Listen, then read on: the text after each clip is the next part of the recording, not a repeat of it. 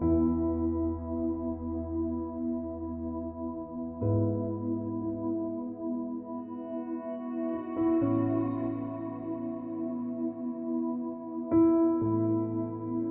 está no seu lugar? Sejam bem-vindos. Glória a Deus. Que bom que você veio. Daqui a pouco nós vamos orar pela família. Quem tem a Bíblia, abra em Lucas, capítulo de número 17, o verso de número 10. Vamos começar fazendo esta leitura que certamente o Senhor vai nos mostrar algo importante para podermos entender o propósito de Deus para a nossa vida no dia de hoje. Eu me lembro que semana passada falamos um pouquinho em cima desse assunto, algo que Deus começou a tratar em nós, e semana passada eu até mencionei sobre a segunda milha, né? A primeira milha é uma obrigação, mas se te pedir para caminhar a segunda milha, é para você ir, né? Fazer além, fazer algo a mais do que está sendo pedido. E eu ontem estava lendo, hoje pela manhã, refletindo, lendo este capítulo, né? Assim, se você pegar aqui o que o próprio Cristo está dizendo, você vai ver, irmãos, que encaixa, né? Dentro daquilo que o próprio Espírito Santo tem tratado conosco. Então eu vejo que nas quarta-feiras o Senhor está nos ensinando, né, se posicionar como família, para agirmos e termos estas bênçãos para dentro da nossa casa. A gente vê que muitas são as famílias que têm sido destruídas por falta de posicionamento, por falta de colocar, né, esses ensinos na prática, e aí tem lar destruído, tem casamento destruído, tem filhos que estão sendo destruídos, porque está faltando, né, esse posicionamento. Mas vamos fazer a leitura e você vai compreender o que a leitura nos traz aqui, e aí nós vamos então buscar, e aqui diante da leitura, procurar a inspiração que Deus nos dá.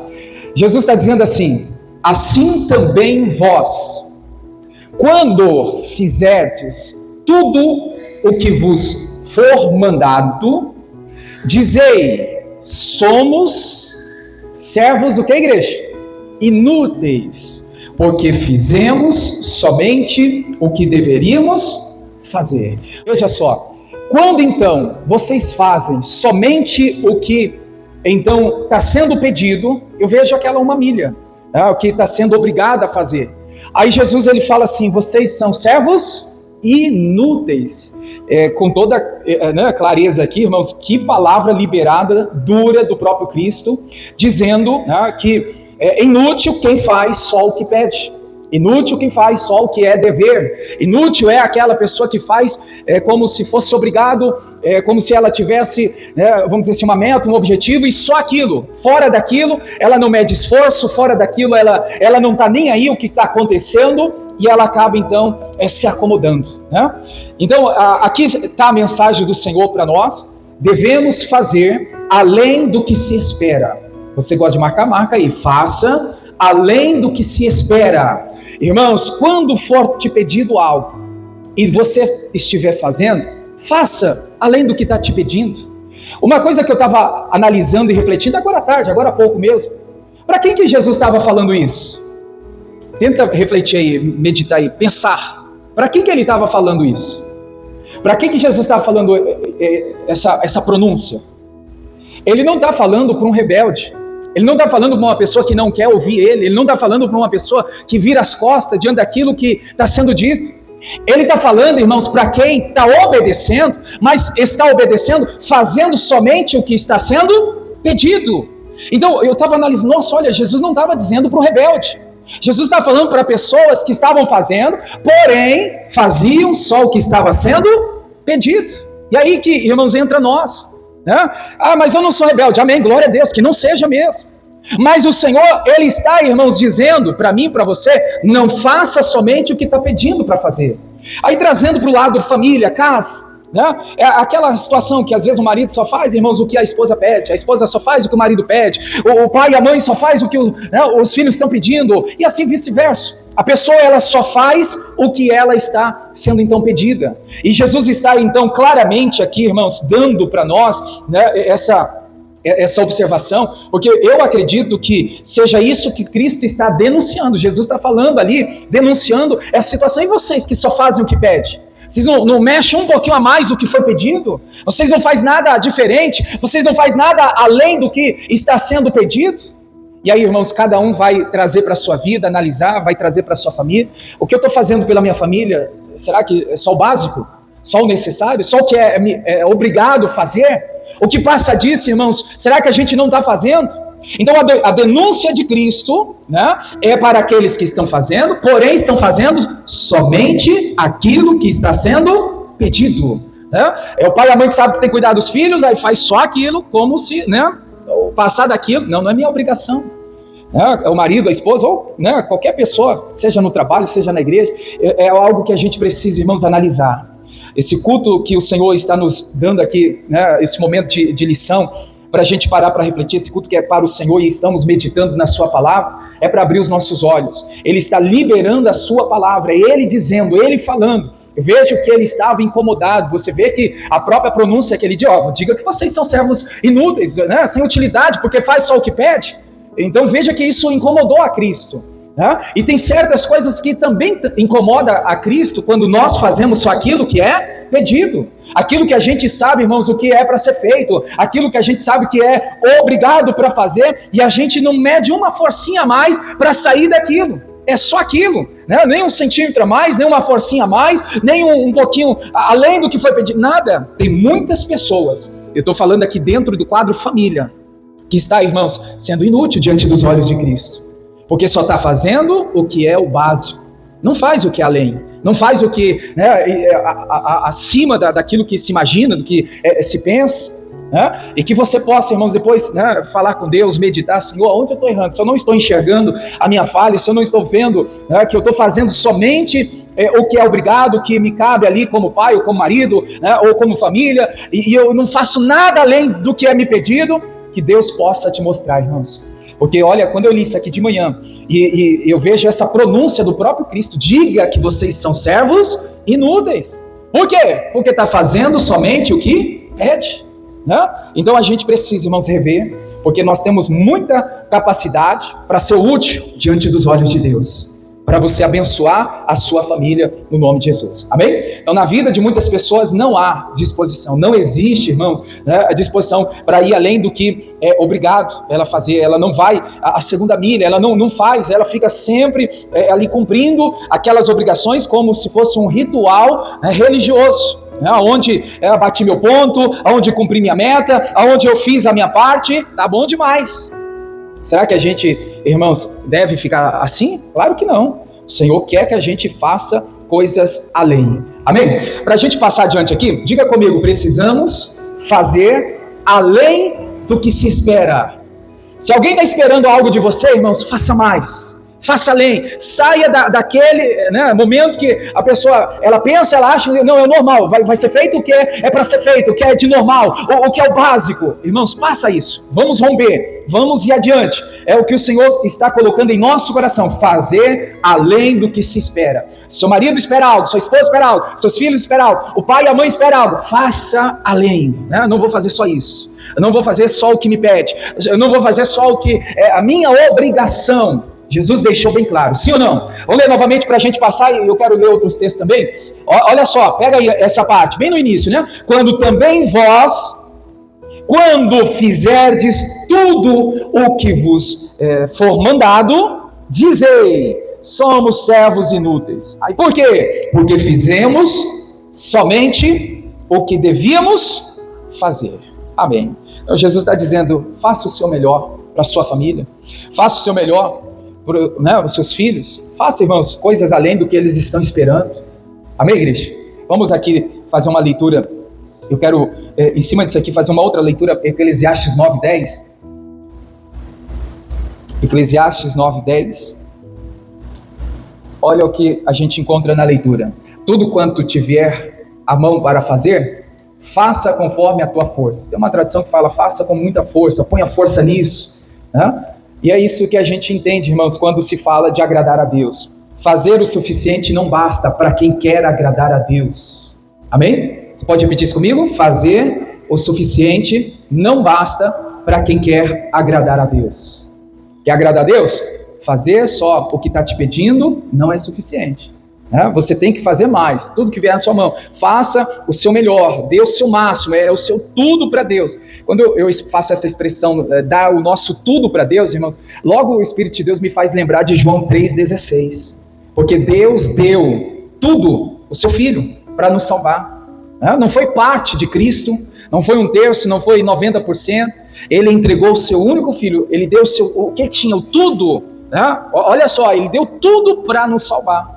E às vezes a gente tem condições de fazer mais para Deus, mais por Ele, mais pela família, mais por aquilo que a gente está ali na missão para ser feito, mas muitas vezes a gente faz corpo mole, muitas vezes a gente não veste a camisa, muitas vezes a gente faz só o que é pedido, e aí é onde então a gente vê, irmãos, só isso não agrada a Deus. Amém? Olha só, Mateus 21, a partir do verso 28 ao 31, eu vejo aqui uma parábola de 2 filhos. Eu acredito que você já deve ter lido Mateus 21, a partir do verso 28. Do 28 ao 31. Nós vamos fazer aqui essa leitura. Mateus 21, o verso 28. A parábola dos 2 filhos. O que está escrito? Mas, que vos parece? Um homem tinha 2 filhos, e dirigindo-se ao primeiro, disse: Filho, vai trabalhar hoje na minha vinha. Presta atenção na resposta desse filho. Ele, porém, respondeu, disse: Não quero. Mas depois, o que aconteceu? Arrependendo-se, foi. Dirigindo-se ao segundo filho, falou de igualdade, né? A mesma pergunta, né? E ele respondeu e disse: Eu vou, Senhor. E não foi. Amém. Vamos parar aqui, igreja. Veja só. Primeiramente disse que não iria. Se arrependeu e depois foi. Outro disse prontamente: Vou, conta comigo. E acabou não indo. Isso aqui me ensina, irmãos, e me faz aqui refletir sobre a sinceridade. Precisamos ser sinceros em tudo que a gente está fazendo. Ore para que a sinceridade esteja também dentro da sua casa. Eu vejo que quando então esse filho, logo, o primeiro, prontamente ele diz não para o pai. Não vou. Ele está sendo sincero. Né? E aí, irmãos, a sinceridade gerou o que nele? Arrependimento. Então eu entendi que sinceridade gera arrependimento e leva a pessoa a uma ação verdadeira. É o que muitas famílias não têm. Não está tendo sinceridade, aí não tem arrependimento, e aí não tem atitudes verdadeiras entre pais e filhos, filhos e pai, marido e mulher, mulher e marido, e assim por diante. Aonde então muitos lares estão sendo destruídos, porque está faltando sinceridade. Se você é sincero, irmãos, ore também para que a sua família seja. Senhor, eu quero que minha família também, os filhos, o marido, o pai, a mãe, Senhor, que haja sinceridade. Olha que lindo isso, igreja, né? A parte do lado aqui espiritual, a sinceridade gerando arrependimento. Onde logo, quando aquele filho prontamente disse não vou, logo ele se arrepende, logo ele vai, não, eu vou. Ele se arrependeu. Ele agora está, irmão, diante de uma atitude verdadeira, trabalhando, ajudando, fazendo o que deveria ser feito, ajudando o pai naquela vinha. É o que a gente precisa parar para analisar. O primeiro disse que iria e não foi. O segundo disse que iria e não foi, né? O primeiro disse que não iria e foi. E o segundo disse que iria e não foi. Né? Então Deus agrada, irmãos, mais da sinceridade, que leva a pessoa a uma ação, uma atitude, do que aquela pessoa que de aparência, ela quer mostrar a obediência, mas não tem frutos. Né? Não tem atitudes diante daquilo que ela está dizendo. Porque tem gente que fala que vai fazer só para se mostrar. Aparentemente, ela está querendo mostrar algo que, irmãos, não tem esse fruto dentro dela. Ela fala assim, não, eu vou fazer, conta comigo, olha, pode deixar. Aí quando chega, está lá, sem o serviço, não foi feito, não foi realizado. O que está acontecendo? Está faltando sinceridade. Né? Então, na família, irmão, ser sincero é também reconhecer as falhas, é pedir perdão, é decidir mudar, ainda que doa, ainda que, né, o missionário fala assim, você pode... na hora do erro, do conserto ali, seja diante de Deus ou diante das pessoas, é melhor você ficar vermelho com vergonha na frente das pessoas, porque está arrependido, né, do que ficar vermelho lá no inferno, né, queimando de chamas e coisas assim. Então é melhor você passar vergonha agora, se arrepender de verdade, porque o arrependimento traz, né, ali, irmãos, a mudança, né, de comportamento, onde vê que realmente vai nascer frutos, a pessoa se arrependeu e por estar ali arrependida, ela vai fazer aquilo que se espera. Então eu achei muito importante isso aqui, quando então se fala de fazer, né, de se empenhar, de dedicar. Senhor, que a minha família não esteja diante de palavras apenas para a aparência mostrar que está fazendo. Não, é para fazer, que seja com sinceridade. É para ajudar, que seja com sinceridade. Amém, igreja? Então é o que a gente também vai orar daqui a pouco. Terceiro exemplo que eu tenho para dizer à igreja, 1 Samuel capítulo 25, a partir do verso 18. 1 Samuel 25, a partir do verso 18.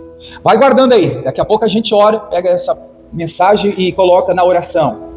Primeira coisa, fazer o suficiente não basta para quem quer agradar a Deus. Segundo, sinceridade gera arrependimento e ação verdadeira. Terceiro, aqui o texto fala de Abigail. Você lembra dessa história de Abigail?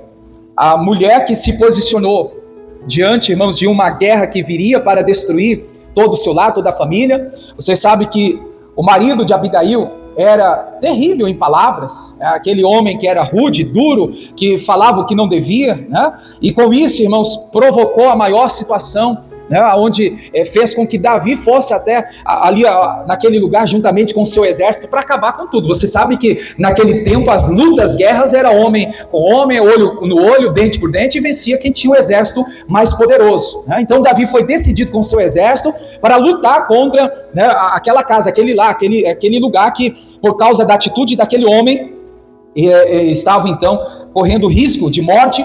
E vem então Abigail, aí a partir do verso 18, Abigail então se apresentou e tomou 200 pães, e aí ela vai, irmãos, ao encontro, né, de Davi, e convence Davi, faz com que Davi então desistisse. Você vai vendo aí, passando os olhos aí, você vai vendo que o diálogo dela com o Davi foi, irmãos, decisivo para então mudar aquilo que poderia ser uma tragédia, né? E aonde então entra a mensagem. O exemplo de Abigail, irmãos, antecipou, né, dela se antecipar, ir à frente, salvou ela e toda a sua família.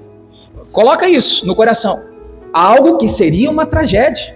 O que ela fez, igreja? Se antecipou. Essa é a palavra que a gente tem que orar. Eu preciso me antecipar. Estou vendo que um problema está surgindo. Estou vendo que algo vai acontecer. O que eu e você precisamos fazer, igreja? Antecipar. Se a gente ficar esperando, uma tragédia pode acontecer. Se ela ficasse na sua casa, aguardando, esperando o marido resolver, outra pessoa resolver, o que ia acontecer? Uma tragédia, morte para todo lado.